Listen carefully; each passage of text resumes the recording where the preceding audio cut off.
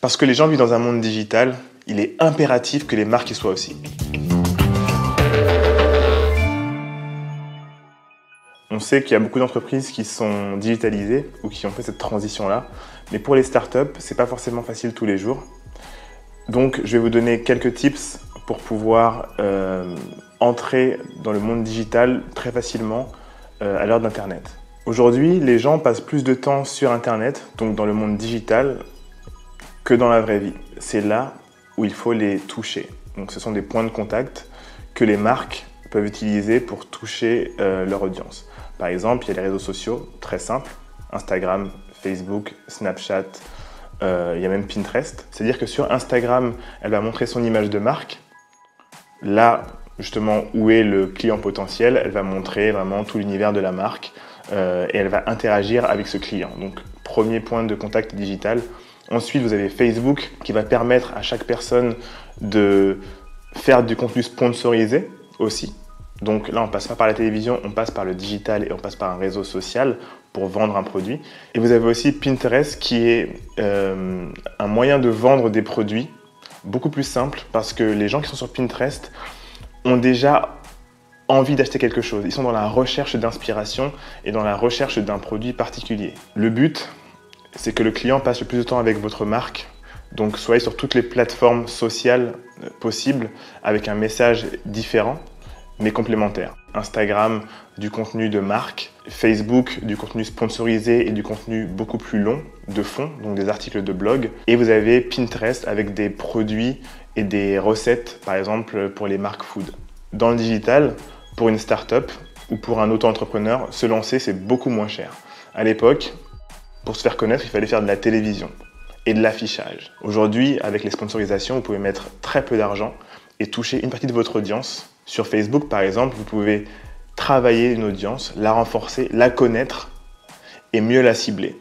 Avec 5, 6 euros, 10 euros, 100 euros, vous pouvez avoir une audience qui est stable et la toucher autant de fois que vous voulez dans le monde digital. Le digital vous permet de faire des erreurs.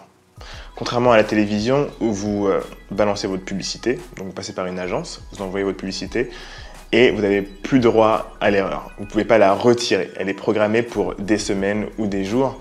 Alors qu'en digital, sur les réseaux sociaux principalement, vous pouvez créer une campagne de communication, une campagne de promotion. Et si vous vous rendez compte que vous avez fait une faute ou quoi que ce soit dans le corps du texte ou qu'une image du montage que vous avez fait ne vous plaît pas, vous pouvez la prendre, la retirer, stopper la pub, refaire votre montage en quelques heures et la reposter. Beaucoup de gens négligent les plateformes de streaming type Spotify ou Deezer. Vous voyez souvent des marques qui créent des playlists de training, des playlists pour faire du sport ou de la musculation. C'est très intelligent parce que même si tu sors du visuel produit, tu es toujours dans l'univers de la marque en écoutant sa playlist. Toutes les marques digitales doivent avoir un point d'ancrage ou un point de contact physique, ce qu'on appelle le phygital. C'est le fait d'être une marque née dans le digital et de créer des pop-up stores ou des expériences physiques. Une fois que la marque a grandi et a besoin de se faire connaître et d'avoir une expérience physique, les magasins, l'expérientiel, les pop-up stores sont très importants parce que ça va faire vivre le monde digital dans le monde réel et le monde physique. Alors un message pour ceux qui doutent, ceux qui veulent que leur feed Instagram ou Facebook soit parfait, ceux qui veulent beaucoup travailler avant de lancer leur compte ou poster leur création, lancez-vous parce que tout simplement une personne qui n'aura pas peur de se lancer et qui fera des photos ou des vidéos vraiment très basiques, va avoir un retour beaucoup plus rapide de son audience sur ce qui marche pas, et va pouvoir s'améliorer. Et les personnes qui attendent d'avoir l'image parfaite, le matériel parfait pour créer du contenu ou passer par une agence, vous allez dépenser énormément d'argent que vous n'avez pas, surtout au début.